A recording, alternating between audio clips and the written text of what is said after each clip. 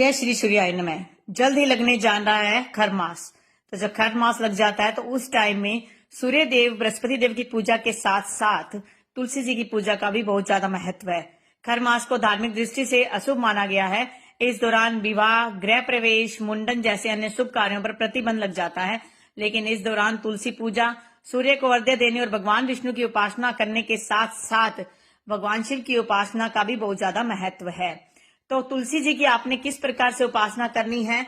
ऐसा क्या हो जाता है खर मास में कि उस टाइम में हर प्रकार के भी मांगलिक कार्य जो है वो बंद हो जाते हैं। ऐसा माना जाता है कोई भी मांगलिक कार्य जो है इस खर मास में या मल मास के महीने में नहीं करना चाहिए। खर मास हिंदू धर्म में एक ऐसा समय होता है जब सूर्य बृहस्पति की राशि धनु या मीन में प्रवेश करते हैं।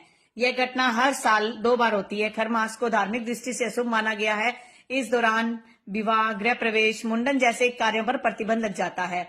पौराणिक मान्यताओं के अनुसार यह समय भगवान की भक्ति, पूजा पाठ और आत्म शुद्धि का होता है। इसलिए इस समय जितना भी पूजा पाठ आप कर सकते हो, जितना दान पुण्य कर सकते हो, उसका बहुत ज्यादा महत्व बताया गया है। विशेष रूप से इस दौरान तुलसी पूजा, सूर्य को अर्घ्य देने, भगवान विष्णु की पूजा और भगवान शिव की पूजा का बहुत ज्यादा महत्व है। खर मास में पूजा का इतना महत्व क्यों बनाया गया है? ऐसा क्यों कहा गया कि तुलसी जी की पूजा जो है खर मास के महीने में जरूर करनी चाहिए? इस समय नकारात्मक ऊर्जा अधिक सक्रिय हो जाती है क्योंकि सूर्य देव कमजोर पड़ जाते हैं और इस नकारात्मक ऊर्जा को कम करने के लिए पूजा और कर्मकांड किए जाते हैं। तुलसी पूजा इस दौरान की जाने वाली सबसे मुख्य पूजा है। धार्मिक ग्रंथों के मुताबिक तुलसी को पवित्रता और शुद्धता का प्रतीक माना गया है। तुलसी की नियमित पूजा करने से घर में सकारात्मक ऊर्जा का संचार होता है और परिवार पर आने वाले कष्टों से भी मुक्त हो जाते हैं।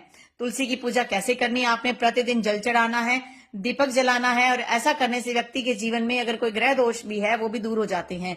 तुलसी पूजन से भगवान विष्णु और माता लक्ष्मी दोनों प्रसन्न होते हैं। लेकिन खर मास के दौरान हमें क्या विशेष ध्यान रखना चाहिए वो आप थोड़ा सा नोट कर लीजिए। खर मास के दौरान तुलसी पूजा करते समय पहली बात तो जल जब अर्पित करेंगे, दीपक आप जलाएंगे तो वो तो एक मुख्य काम है, आपने करना ही है। लेकिन तुलसी के पत्ते जो है इस खर मास के 1 महीने में नहीं तोड़ने चाहिए। तुलसी पर सिंदूर और सुहाग की सामग्री नहीं अर्पण करनी चाहिए।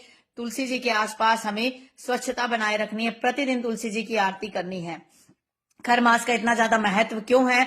ऐसा माना जाता है कि इस समय आत्म मंथन, ध्यान और भगवान की भक्ति में बिताने का होता है।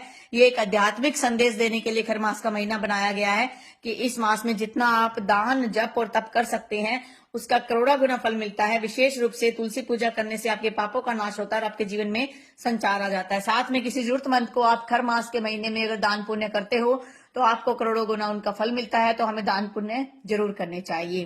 तो आप भी जो इन उपायों को कीजिएगा और तुलसी जी की पूजा का विशेष ध्यान रखिएगा। भगवान विष्णु जी की पूजा हो जाती है जब तुलसी जी की पूजा आप करते हो और शिव जी की पूजा भी आपने करनी है। ओम नमः शिवाय। जय श्री हरि। जय सूर्याय नमः।